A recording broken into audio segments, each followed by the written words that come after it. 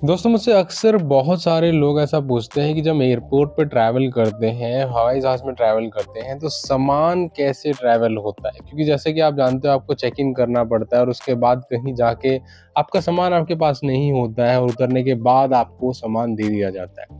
तो दोस्तों आज की इस वीडियो में आपको दिखाने जा रहा हूँ, ये जो सामने की तरफ आप बेल्ट देख रहे हो, कैसे फाइनली आपका सामान यहाँ तक पहुँच पाता है और इनिशियली स्टार्टिंग में जब आप आते हैं एयरपोर्ट पे, जो आपको कैसे शुरुआत करनी पड़ती है और कैसे फाइनली ये सामान आपको डेस्टिनेशन पे अपना सेफली मिल जाता है।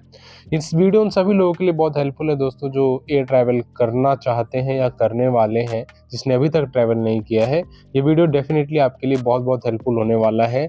मैं काफ़ी डिटेल में आपको बताने वाला हूँ कि कैसे बहुत आसानी से आप अपना लगेज, बेसिकली जो सामान है, उसे चेक इन करवा के आगे अपनी फ्लाइट में बोर्ड कर सकते हैं। तो चलिए दोस्तों, बिना किसी देरी के आज की इस वीडियो की शुरुआत करते हैं।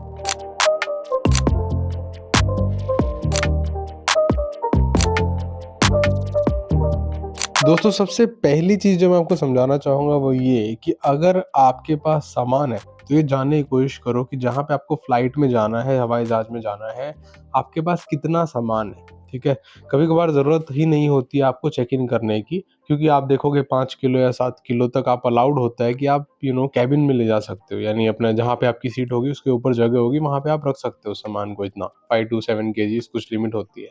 दूसरा, अगर आपका सामान ज़्यादा है, यानी आपके पास ज़्यादा सामान है, बड़ा बैग है कोई, तो आप up to 10 to 15 KG approximately allowed होता है, तो आप 15 किलो तक जो है अपना चेक इन कर सकते हो, उसे चेक इन लगेज कहते हैं। तो ये 2 चीज़ें समझनी बहुत ज़रूरी है, कैरी ऑन बैगेज और checked in baggage. Carry on baggage मतलब जो अपने आप साथ आप कैरी करते हो हवाई जहाज़ में, बिल्कुल जहाँ बैठे होते हो उसके पास या शायद उसके ऊपर जो जगह होता है, वहाँ पे रखा जाता है। ये और दूसरा होता है चेक्ड इन बैगेज, जो आपको चेक इन करना होता है, ठीक है? जो सामान आपके पास है उसकी तो कोई दिक्कत ही नहीं है, जैसे ही फ्लाइट उतरती है आप सामान लीजिए और जाइए।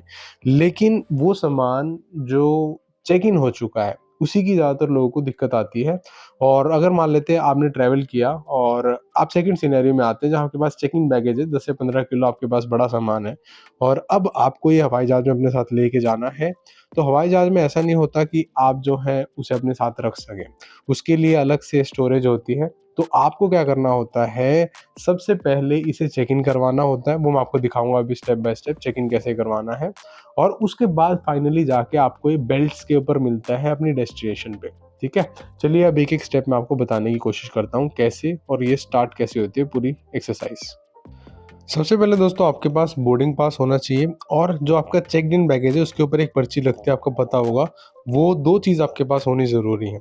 अगर आप बोर्डिंग पास लेके बाहर से आते हैं तो भी चल जाता है, नहीं आते हैं तो जो सामने की तरफ मशीन देख रहे हो, इससे जैसे हम लोग ऑपरेट कर रहे हैं, इसी तरीके से आप लोग भी ऑपरेट करके बोर्डिंग पास और चेक्ड इन लगेज के लिए वो स्लिप निकाल सकते हो जो उसके ऊपर अटैच होती है, ठीक है?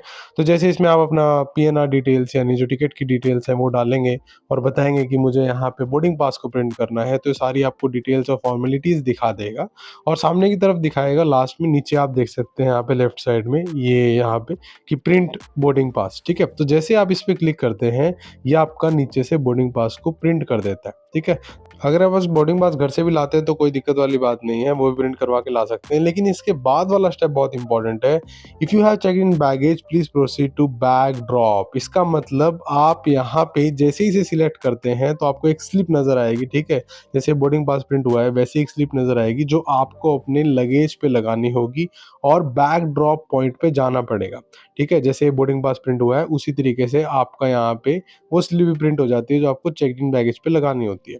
उसके बाद जब आपको स्लिप मिलती है, ये है बैग ड्रॉप पॉइंट, ये सारी लाइन उसी के लिए लगी हुई है। इनके पास चेक्ड इन बैगेज है, ये लोग यहाँ पे वेट करवाते हैं, जितना भी कम ज़्यादा होता है परमिसिबल लिमिट में होता है तो आपको ओके कर दिया जाता है और आप यहाँ पे अपना सामान देने के बाद फ्री हो जाते हो, चेक्ड इन आपकी कंप्लीट हो जाती है।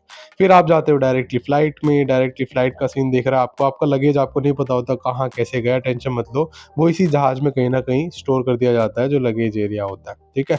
अब आप कंफर्टेबली अपनी फ्लाइट लेके जा सकते हो, कोई दिक्कत नहीं है और आप एन्जॉय करिए। जैसे कि यहाँ पे आप देख सकते हैं विंडो सीट आपको मिलती है, तो विंडो सीट का मज़ा लीजिए, बादलों के बीच जाइए और एक बार आपकी फ्लाइट कंप्लीट हो जाती है, तो उतरते वक़्त एक सबसे ज़रूरी चीज़ जो आपको ध्यान रखनी है वो ये है कि कौन-सी बेल्ट बोली गई है। अक्सर आप ध्यान रखना जब एयरपोर्ट को आपका लैंड हो जाएगा उसके बाद आपको बोला जाएगा कि बेल्ट नंबर 5, बेल्ट नंबर 4 कहाँ पे आपका लगेज आपको मिलेगा।